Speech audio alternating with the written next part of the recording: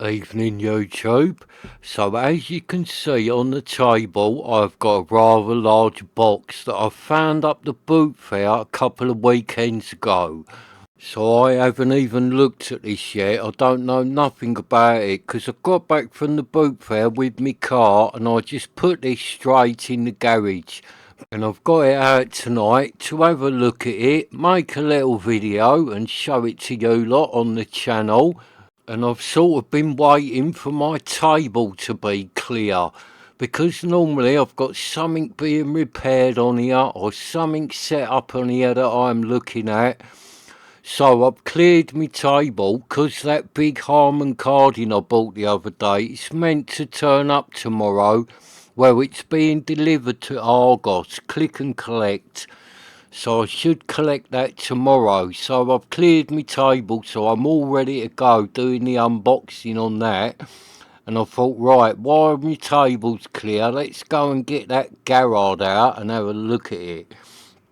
So this thing is a Garrard. It's called a Disco Driver 80. And as you can see, it's got a nice big handle on it, so it is all geared up to be carried about, so it is like a mobile disco setup. Nice big wooden box on it, and there look, it's got two 5-pin DIN inputs. Now that's what I clocked up the boot fair, them inputs. So it's got latches either side and you can lock them so no one has a disco while you are out. But sadly I haven't got a key. So if we go to the other end, there's nothing on this end, just the lock. But I haven't got a key. Oh, so people will be able to have a disco while I'm out and I won't be able to stop them. Oh, I'm going to have to get a key for that, and I stop James and my missus having the old discos while I am out. Because I'll be coming home from work and finding them two both dressed in their flares with a disco ball hanging from the ceiling, and they'll be dancing round to the Bee Gees. So that must be the on-off switch, and it's got the old 3-pin kettle power lead there on the back. So let's unlock it and I'll take the lid off and I'll show you what's inside. So like, I found this at the boot fair. The lid wasn't off it or anything, it was just standing at the end of a stall in the case. But I spotted them DIN inputs and I thought, oh, that's got DINs on it, that box, I wonder what it is. So I went to the bloke on the stall, what's in that case, mate? And he went, oh, open it up and have a look, it's a record player.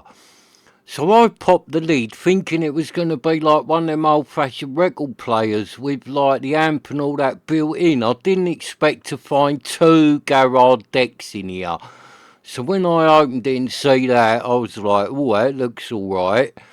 And then I lifted this sponge off and see Garrard wrote on both them decks. I thought, God, this thing's a Garrard. And then I had a bit of a better look at it, because at first I thought it was a bit like of a homemade thing that someone had cobbled together. I'm just going to turn it round because I've actually got it the wrong way round. It goes that way. Yeah, so I did think it was like a homemade thing cobbled together, but then the more I looked at it, I thought, no, that is actually made by Garrard. It's not like cobbled together, it's proper. So I went to the bloke, how much you asking for it then, mate? He went, oh, I want 40 quid for that. And then I said to him, do you know anything about it? Is it yours? And he went, I know nothing about that, mate. He said, I've just bought a new house and it was left in the loft. And then he said something he shouldn't have said to me. He said, it's no good to me, I just want to get rid of it. So I just thought, right, I'm not paying a lot for this then, because he just wants rid. So it was at this point that my missus just walked away because she finds it embarrassing when I start haggling. So you can see there, look, that's where the kettle lead is. Plug that in, that must be the main power on-off. And then inside here, it's got two more on-off switches, one for each deck. So deck 2, deck 1. They feel like they're working, all them switches. So there you can see, look, Garrard, Disco Driver 80. So I'm not sure what these decks are. There is no model numbers or nothing wrote on them. And like I said, I literally just got back from the boot fair and put this thing straight in the garage. I have not looked at it. This is the first time I'm having like a proper look at it. See, the tone arms all look quite decent. Now this is not going to be like high-end audiophile decks, is it? That's like a cheap couple of decks for having a bit of a party and a disco. I bet this thing's done a load of weddings and 50th birthday parties and all that. I bet this has been used at a load of them. It might not have. It might have been owned by a man who thought he was a DJ but never left the house. He just stayed in all day, mixing records and having a one-man party. And to tell you the truth, that's what I shall probably do with it. No, I will have one man on my dance floor. James will be on there, chucking out some shapes to the sounds of the Disco Driver 80. So it's got nice aluminium platters on it, they look quite good. And there, look, it's even got the belt still on it. Mechanism feels like it's working fine. That deck's spinning nicely. None of the bearings feel like worn out or anything. So let's see what the other one's like. Yeah, that one's got the belt on it, look. Yeah, and again, that's spinning lovely. That feels nice and smooth. That spindle's not rattling about. Yeah, so they look alright, the two turntables. Garrard, Disco Driver 80. So it'll do 33, 45. That switch feels okay. Let's try the other one. 33, 45. Yeah, that feels good, that switch. So have a look at the tone arm. So they don't look that bad, these tone arms. Got this little lock on it there, and you lift it up with that bar. Yeah, that's working. Yeah, that feels like it's working alright, that tone arm. And it's like spring-loaded, look, it's a spring-loaded tone arm on these. Bit of anti-vibration going on there. That's for when you do the old 80th birthday parties and all the old grannies and granddads are up having it on the dance floor. They do not vibrate the tone arm. So yeah, this tone arm all feels alright. So let's see if it's got a needle on it. It has got little plastic covers on it. Take that off.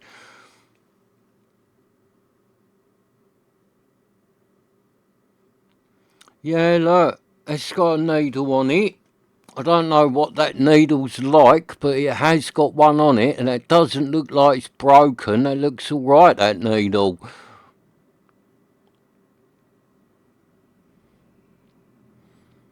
Yeah, so this deck looks all good, really, this one.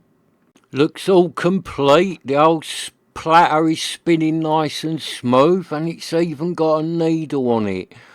Right, so let me get this cover back on. Oh, that's a bit tricky one-handed. Right, I'm going to put the camera down for a second and do that. Yeah, I might end up damaging the needle. So let me just put the camera down for a second and I'll pop that little plastic cap back on now. Right, so that's popped back on. Went back on easy enough, that little cover. So there you have it, look. This deck looks alright, this one. Platter spins nice, yeah, so let's have a look at this one. Right, so that arm is the other way on this one, and that arm don't feel like it's working.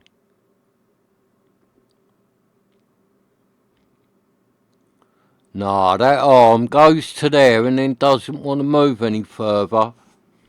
And that back part there with the old balancer wheel and that on it, that doesn't feel right really. Look, it feels like wobbly. The other one's not moving like that. I can move this one side to side. And that is definitely not working. It looks like it's sitting higher up as well, this one. Whereas this one doesn't. Look, I can't move that one side to side. I can up and down. It's like spring loaded, but it won't go side to side. But this one will, look, wobbling about. So there's something wrong with that one. We'll have to get this on the other channel and try and sort it out. So let's see if this one's got a needle in it. Yeah, look, it's got a needle in this one as well. That needle looks alright. Yeah, so both decks got the needles in. The platters are spinning good. It's just that bit at the back of the tone arm there on this one. There is something wrong with that. I can't see nothing looking like it's broken, but it does look like it's sitting a bit higher than the other one. So I just put the camera down again and put that little needle cover back on it, because I don't want to break my needles. I've only just got them. So yeah, there's definitely something wrong with this here, look. That not working, and I think that should be over the front like the other one. If you look at that one, it's over here. And they would be the same, wouldn't they? So I think that one should be over there, but it's not. Yeah, so there's something wrong with that tone arm on that side. But, like I said, I can't see nothing broken, so hopefully take all that apart, you'll be able to put it back together properly and might get it working.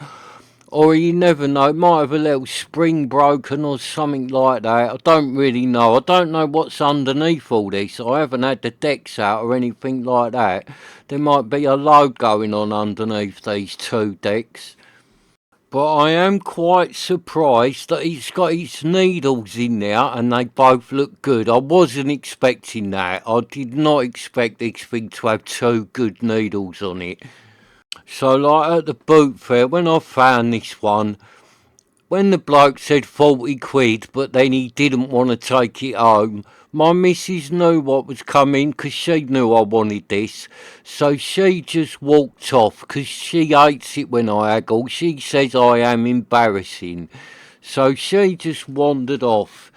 And the bloke went to me, so you interested in that, mate? I went, no, mate, not at 40 quid, I'm not. He went, oh, he said, I'll let you have it for 30. I went, no, mate, it's still too much. I said, he's probably knackered, mate. I said, I'll tell you what, mate, I'll give you £15 for it. Take it off your hands. He went, no, I'm not letting it go for 15 quid. I went, oh, all right then, mate, and started putting the lid back on it. He went, oh, you don't want it then? I went, no, mate, not at 30 quid. I said, I'll give you £15 for it, take it off your hands and have a little gamble on it. I said, but I'm not paying a penny more than that for it, because the chances are this thing needs a load of money put into it to get it working, so it's really not worth anything like this. He went, all right then, I'll tell you what, you can have it for 20 quid. I went, no, mate, I've already said I'm not paying no more than 15 for it. I said, so have a nice day, mate, I'll see you later. And he just went, I knew it was coming. He went, all right, mate, you can have that for 15 quid. So that was it. I'd bought this for 15 quid. Proper bargain. I would have paid 30 for it because I really wanted it. But don't tell the man on his stall that. And it was his own fault he only got £15 for it, because he told me he just wanted rid of it.